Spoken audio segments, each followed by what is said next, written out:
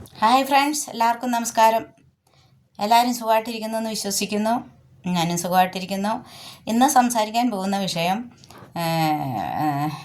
അതായത് നമ്മളെപ്പറ്റി നെഗറ്റീവ് പറയുന്നവർ, നമ്മളോട് എപ്പോഴും നെഗറ്റീവായിട്ട് സംസാരിക്കുന്നവർ, നമ്മളൊരു പോസിറ്റീവിലേക്ക് പോകുമ്പോൾ നമ്മളോട് നീ നന്നാകില്ല, നീ ശരിയാവില്ല, അല്ലെ നീ കണ്ടോ എന്നൊക്കെ നമ്മളെ കുറേ നെഗറ്റീവ് കാര്യങ്ങളിലേക്ക് സംസാരിക്കുന്നവരുണ്ട്.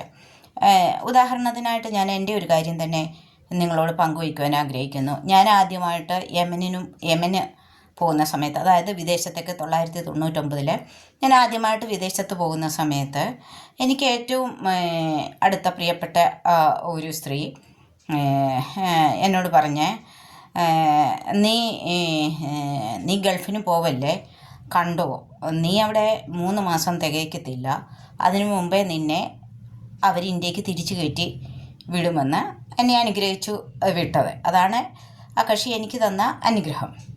എന്നാൽ ഞാൻ നിങ്ങളോട് പറയാൻ ആ വാക്കുകളെ ഞാൻ മുഖവിലക്കെടുക്കാതെ ഞാൻ വിശ്വസിക്കുന്ന ദൈവവും ഞാൻ പ്രാർത്ഥിക്കുന്ന എൻ്റെ ദൈവത്തിൽ മാത്രം വിശ്വാസം അർപ്പിച്ചാണ് ഞാൻ പോയത്. അവിടെ ഒരു മിലിറ്ററി ഹോസ്പിറ്റലിലെ, അവിടുത്തെ യമനിലെ മിലിറ്ററി ഹോസ്പിറ്റലിലെ 15 വർഷം ജോലി ചെയ്യുവാൻ ദൈവം സഹായിച്ചു. 15ാമത്തെ വർഷമായപ്പോൾ അവിടെ യുദ്ധം കൂടി. ഒരു തരത്തിലും നിൽക്കാതെ വയ്യാതെ വന്നപ്പോൾ നമ്മളെ അവിടുന്ന് സെൻട്രൽ ഗവൺമെൻറ്, അന്ന് സുഷമ സ്വരാജ് ഫോറിൻ മിനിസ്റ്റർ ആയിട്ടിരിക്കുന്ന സമയത്ത്, നമ്മളെ VK സിംഗ് അസിസ്റ്റൻ്റ് ആയിട്ടിരിക്കുന്ന സമയത്ത് അവർ നമ്മളെ അവിടുന്ന് ഇവാക്യുവേറ്റ് ചെയ്ത് കൊണ്ടുവരികയായിരുന്നു.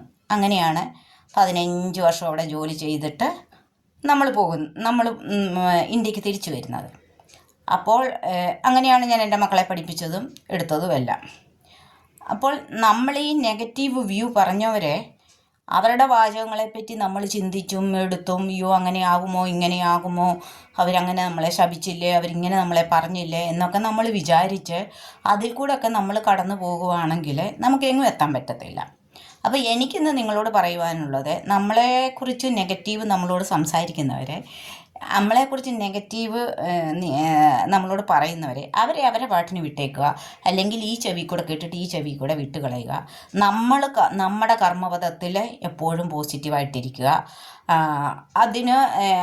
അത് വിജയത്തിലെത്തും. നമുക്ക് ശുഭാപ്തി വിശ്വാസവും നമുക്ക് ദൈവാനുഗ്രഹം ഉണ്ടെങ്കിൽ, നമ്മൾ ആരെയും ദ്രോഹിക്കാത്ത പ്രവൃത്തികൾ ചെയ്തിട്ടുണ്ടെങ്കിൽ, നമ്മൾ സത്യസന്ധമായ പാതയിലാണ് നമ്മൾ നടക്കുന്നതെങ്കിൽ എപ്പോഴും നമ്മുടെ കൂടെ ആയിരിക്കും ദൈവം, നമ്മുടെ കൂടെ ആയിരിക്കും. നമ്മുടെ കർമ്മപഥത്തിൽ നമ്മളെ വിജയിക്കുകയും ചെയ്യും.